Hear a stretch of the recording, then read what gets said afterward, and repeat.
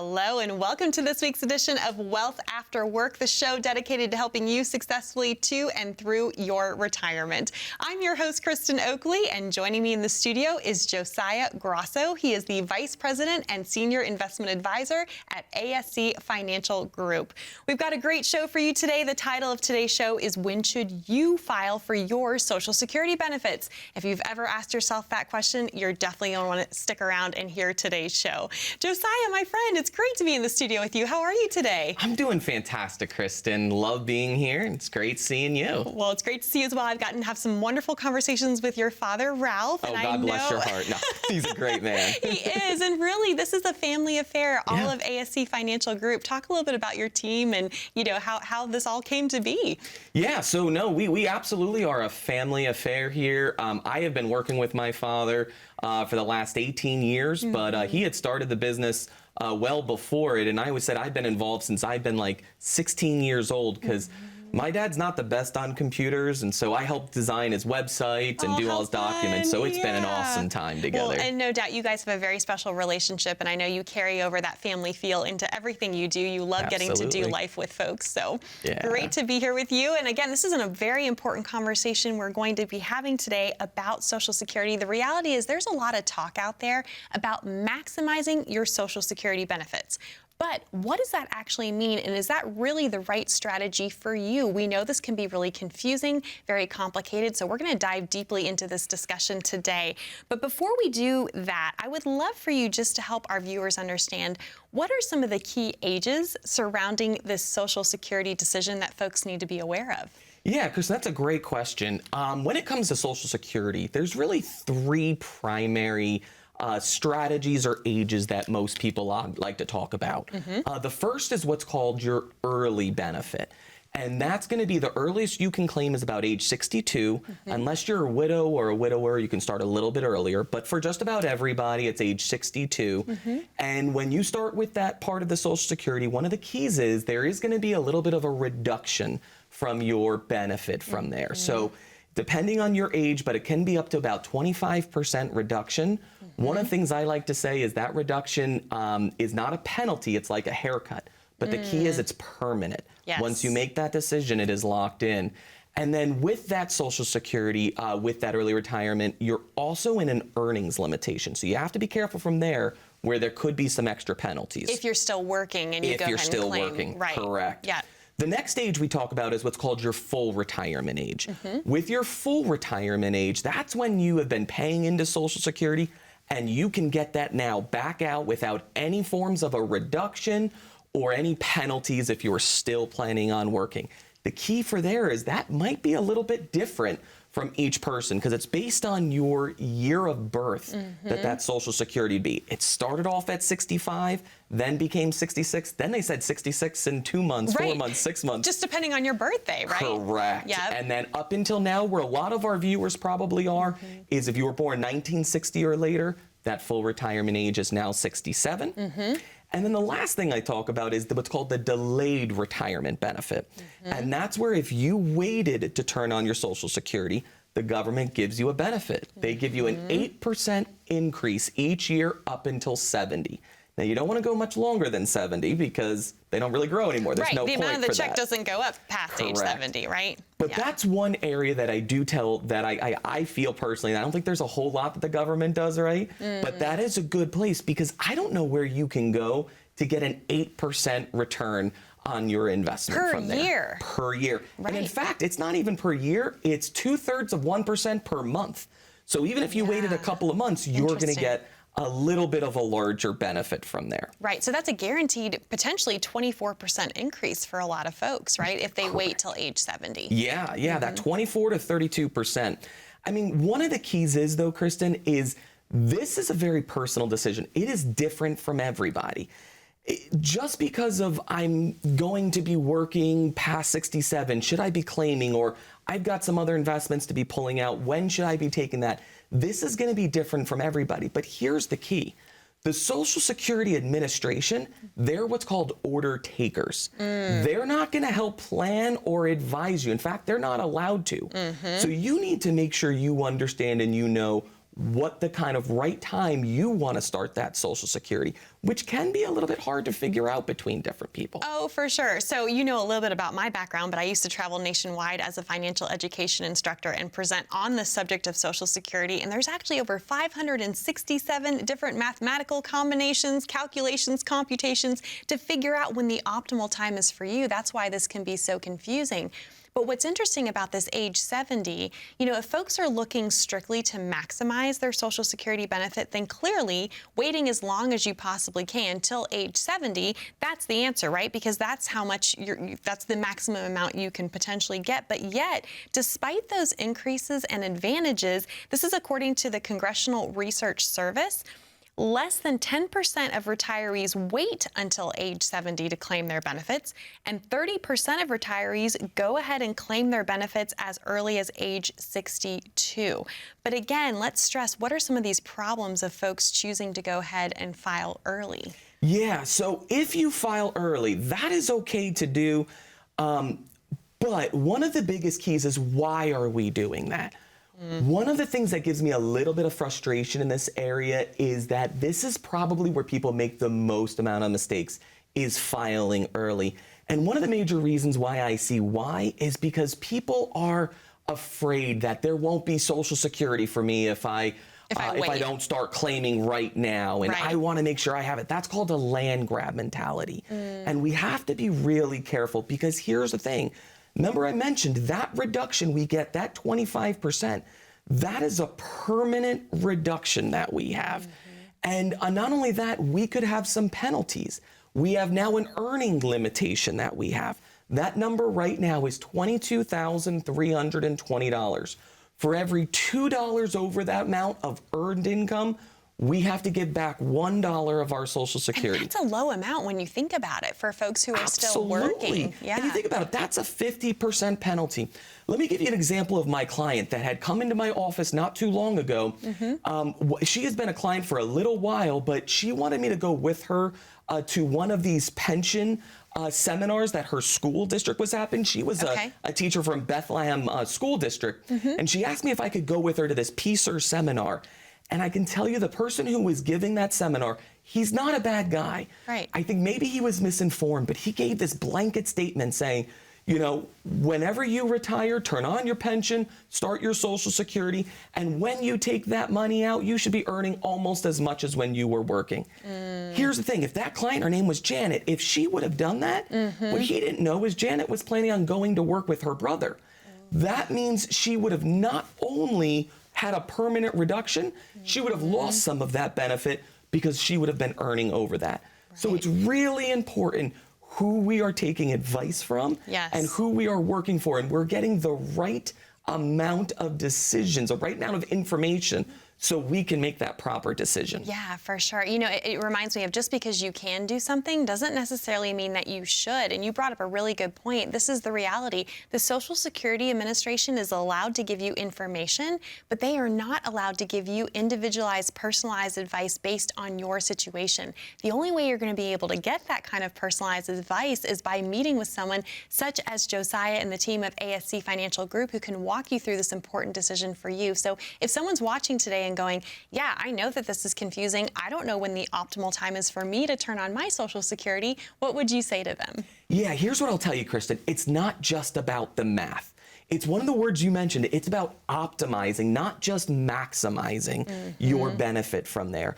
So depending on when you're doing it, again, it's going to be right and personal for you, not necessarily what your neighbor did, not what your colleague did, but what's the right situation for you? And for us at ASC Financial Group, that's why we take a person through a process. And we call that our retirement income analysis. And we're going to take a look at, we're going to ask you some basic questions, find out what your goals are, what your strategies are, what is it that we really want to do. And part of that retirement income analysis is a Social Security optimization report.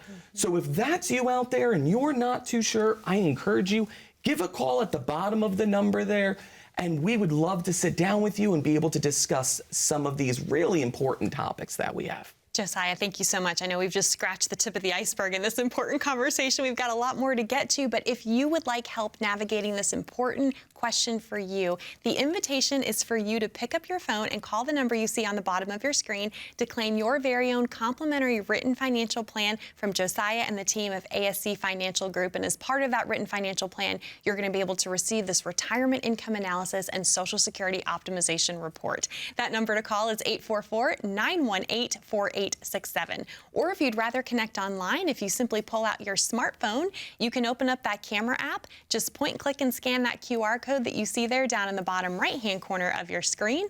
That will take you over to a landing page, ask you a few short, simple questions, and then a member of the team from ASC Financial Group will reach out to connect with you to schedule your complimentary meeting that way as well. Don't go anywhere. We've got a lot more to discuss on today's show about when you should file for Social Security right after this. As a good saver, you've been putting away money during your working years. Studies find that the biggest fear of retirees is running out of money. Market volatility isn't just the downward movement of stock prices, it's the size and frequency of change. The more dramatic the ups and downs, the higher the volatility. This can put savers who are newly retired or a few years away from being retired at greater risk. Today's generation of retirees is not receiving traditional pensions as our parents or grandparents did. Instead, we have retirement accounts such as 401ks or 403bs. These accounts typically expose your money to market risk. The last thing you want right before retirement is to lose a portion of the money you need for income. But how do you turn these accounts into a retirement income? Is it safe to keep all your retirement money sitting in the stock market? The last thing you want is to lose a portion of the money you need for income due to market loss. By working with a financial professional, you can learn how to turn a portion of your savings into an income stream for life and income for the life of your spouse if you're married.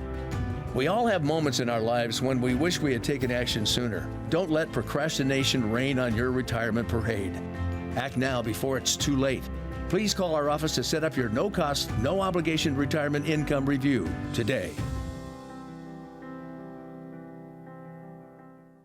Welcome back to Wealth After Work. I'm your host, Kristen Oakley, here with Josiah Grauso. He is the VP and Senior Investment Advisor at ASC Financial Group. And a great conversation we are having today all about when you should file for your Social Security benefits. We know that this is a complex decision and a lot goes into it. You can't afford to not look at this from a comprehensive, holistic financial point of view because there's so many factors. You know, we talked earlier about the different ages and what that means from a mathematical standpoint, but there's so many personal factors that really far outweigh the math, and that's what we're going to talk about next. Yeah. You know, I know you work with a lot of folks across the board. You have married couples, you have single individuals, you also work with a lot of widows and widowers, and from a Social Security standpoint, that can mean a whole bunch of different things. So let's first start with some strategies, particularly for married couples when it comes to claiming Social Security benefits. Yeah, absolutely here, Kristen. I mean, that's something that's a key here. When we talk about income or Social Security maximization, I've had other advisors give some of these seminars and reports, and what they're really looking at is just what could I maximize my Social Security? It may not be just that simple. And one of the strategies here for a married couple is understand usually there's one of the spouses has a little bit of a higher income than the other spouse. That's the one where we really want to try to maximize if we can. Because we'll talk about a little bit of that widower and survivor benefit in a moment. Right. But we want that one to be increasing and gaining 8%. As much as possible, right? As much as possible. Yeah. But that other spouse's Social Security, I kind of consider that a little bit more of a throwaway Social Security. So we may be able to start that a little bit earlier, which can give some people some relief. Maybe there's some debt that they want to pay off, or there's some home improvements that they have. Right. And by taking that a little bit earlier, it may make all the sense in the world for them. Yeah, or if they have some health issue, maybe they're in a really, a labor-intensive job that physically they can't do anymore, and they're going, hey, can I go ahead and retire? Having that additional income from Social Security can really be a blessing in those kinds of scenarios. Absolutely. That is a really important part there. But one of the reasons why we may want to delay is, unfortunately, what happens if one of the spouses pass away? Yes. This is where what's called survivor benefit kicks in. And with that survivor benefit that we have, This is where, regardless who was the higher earner, the lower Social Security's dropped, and then we immediately step up to the larger one. That's why that one is going to be important to make sure we are increasing from there. And I think a lot of folks don't think about that when they're planning this decision, not realizing, okay, when one spouse passes away, you are going to lose one of those two Social Security checks. But the good news is, to your point, Josiah, you get to keep the higher of the two. So anything you can do to maximize the highest check is going to really be beneficial. Yeah, absolutely. And then with that, let's talk about some of the benefits with that survivor benefit. Because people don't know that there are some special claiming strategies we can do. Understand the government had the rule called a restricted application that they have now did away with it, because a lot of my clients took a lot of advantages of that, which was allowing a Social Security to increase but still being able to pull out on that benefit, file and suspend. Since April of 2015, we can't do that anymore. Right. All those strategies are gone. Those strategies are gone while you are alive, both spouses. However, if one spouse passed away, you still have that ability to do that. And what's nice is that's going to be a little bit of a plan of where if one spouse passes away, you have an option to turn on your own benefit or your deceased spouse's benefit. And I'm going to give you an example of this. Okay. My client who lives in Musick, Pennsylvania there, she worked at the dealership, the Hyundai-Dixon dealership up there in Scranton. And Colleen, when she came to see me, she had seen me from one of our free Social Security educational classes that we do. And she came to talk to me. And when she had kind of worked with one of these large brokerage firms. And when he talked to her about Social Security, he just told her, oh, just file your Social Security. Everything should be fine, and you'll be in a good picture. You don't need anything. And here's the thing. She really didn't need that income. However, when I sat down, I talked to her, I said, Colleen, you know, your husband had passed away about 5 years earlier. Here's the thing. Did you know you can claim his benefit, your survivor benefit, earlier? 64 years old she was at that time, allowing her own Social Security to increase because both of their Social Securities were about the same, what's called that full retirement age benefit. And so what Colleen was able to do was allowed to start collecting the benefit off of her spouse, that survivor's benefit, and it allowed her Social Security to increase 8% every year till 70. She just came in to see me last month. She came and gave me this big hug, and she goes, you know why I'm giving you such a big hug, Josiah? Because I'm getting an increase today in Social Security. She turns 70 next month in November. And so she was able to give him, was able to give me that big hug. And she was able to take this strategy that really wasn't available if she listened to maybe some wrong advice. And so that's why I'm going to tell you folks, it is imperative to make sure you're getting the right advice. And you can't make this decision in a vacuum. There's a lot of factors that come through with talking about when's the right time to claim for Social Security. So if you're at home and you're not too sure, maybe what's that best time? Do I have some options available for you or for me? I encourage you, give a call to that number at the bottom. Let's get together. Let's see if a Social Security optimization report would be the most beneficial for you. Wonderful. I love your passion so much, and no doubt you changed Colleen's life. You changed the trajectory of what her retirement income was going to look like as a result of that strategy. So well done. And we know that you have questions. Maybe this is bringing up things for you that you hadn't even thought of or you weren't even aware of. Well, this is why the team of ASC Financial Group would love to meet with you. Again, this is for no cost, no charge, no obligation. It's simply an invitation to have a conversation to see how they can help and serve you. So to claim your complimentary Social Security optimization report, which will be part of that complimentary written financial plan, simply call 844-918-4867. Or again, you're also welcome to scan that QR code and that will get you connected as well. We'll be back with more right after this. When was the last time you saw your financial professional? Are you getting the most out of the strategy that was created for you? Although you've done a great job finding someone to help plan for your future, are you 100% sure that you were given the right strategy? We can help answer these questions and more with a complimentary second opinion evaluation. We will take a look at what you have in place and then help determine if you're well positioned to get the most out of your future retirement income. In the event that it is not, we can help by making suggestions and showing you how to get on the right path. You wouldn't get just one opinion when it comes to a major health decision, so why would you treat your most important financial decision with such disregard? Call today for your no-cost, no-obligation second opinion evaluation to see if you're getting the most out of your retirement income plan. Welcome back to Wealth After Work, where today we are diving deeply into the question of when should you file for your Social Security benefits. And, Josiah, I'm really enjoying this conversation with you. And you shared a very powerful story before the break of a woman named Colleen that you were able to help who had been widowed and didn't realize that she could actually claim her survivor benefit and allow her own Social Security work benefit to increase. So again, so many different situations. We've talked a little bit about if you're married, what that is, how that plays into this conversation, into this decision. We've talked about if you are widowed.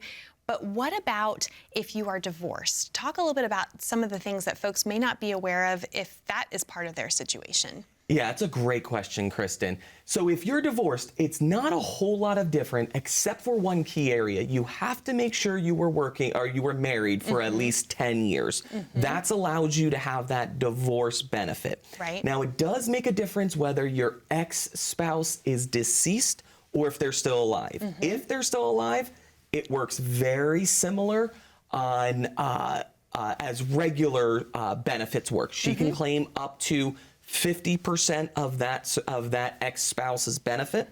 And one of the keys there, I want to let you know, if that spouse remarries and that spouse draws off of that Social Security benefit, it doesn't reduce either of them, and he or she never needs to know. They'll never be notified, right? I mean, Correct. That's a huge thing. I think a lot of folks sometimes are like scared, can I do this? And what if they find out? They'll never know, right? It's wild how that's still set up in the system. Absolutely, really crazy.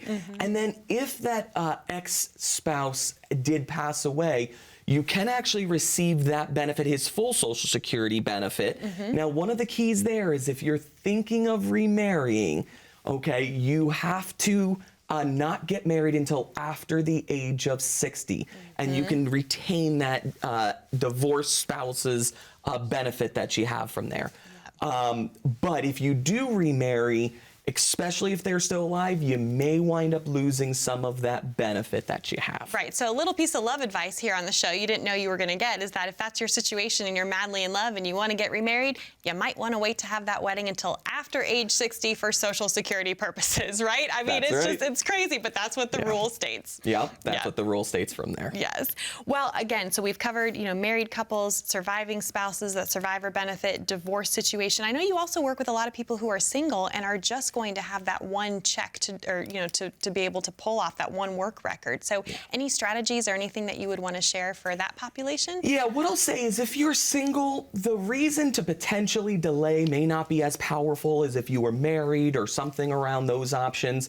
But it's still really important to understand your difference. I give an example of my client, Joe from Drums. He's single, was never married, doesn't have any kids.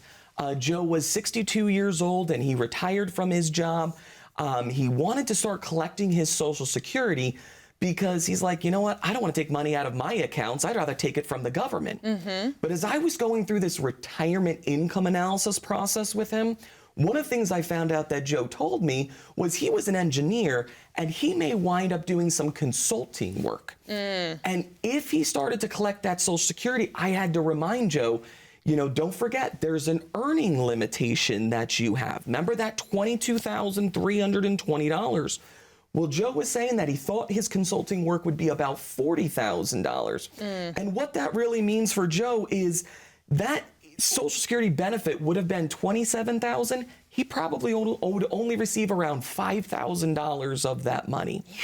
And Joe, he was in to see me a couple of months ago. And he just hit the full retirement age, which again, what's nice about that, you can earn as much as you want without having to worry about that earning limitation. Yes, because people don't realize that's a low amount, $22,000 and change for the year. If you go over that and you're before your full retirement age, you're going to hit that penalty, and that can really devastate your Social Security check. Absolutely. So that's why, again, regardless if you're single or you're divorced, you're married, it is important to sit down and taking a look at some of those strategies because, again, this is a personal option and we want to see how that fits in that kind of overall plan. For sure. Well, I know a lot of folks watching are probably, across the age spectrum. Some people are already in their 60s, some people late 50s. When is the best time to start this process of Social Security planning, in your opinion? Yeah, so the best time I would say is really roughly that 5 to 10 years before your retirement. We want to start taking a look at what we can do, where maybe our risks are coming from,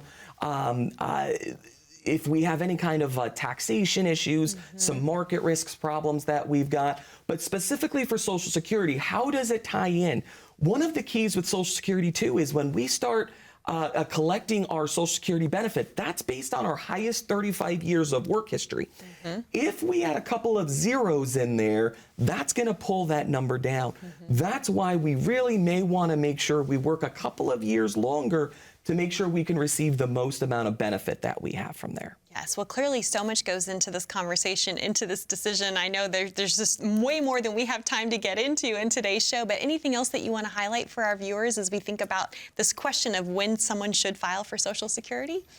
No, I mean, the biggest I would say is, and I'll harp on this part, is that earnings restrictions. Yeah. It's the number one reason I see people making the most amount of mistakes. Because don't forget, when you make that decision, your decision is locked in and it is permanent. There's no more do-overs we can do. The government gives you only 1 year to go back and do a do-over, but you have to pay everything back in that they had paid you. So we want to make sure we get this decision right the first time. And so with that, folks, I hope you guys enjoyed this show today. I hope you got some valuable pieces of information in here. But here's the one thing. If you're a little confused out there, if you're unsure of when's the right time to turn on the Social Security, am I going to have a penalty? Or, you know what? This Social Security is just one part of a lot of money I have outside of it.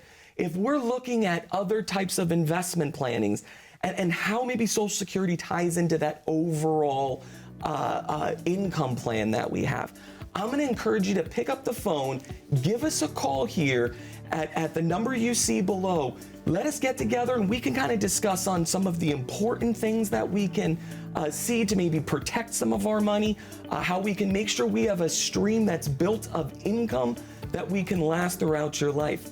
At ASC Financial Group, one of the things we say is we provide strategies and solutions. We don't provide products. So thank you again so much. We look forward to seeing you again soon. Yes, thank you, Josiah. We love you, Northeast PA and Western New Jersey. We'll see you next time on Wealth After Work.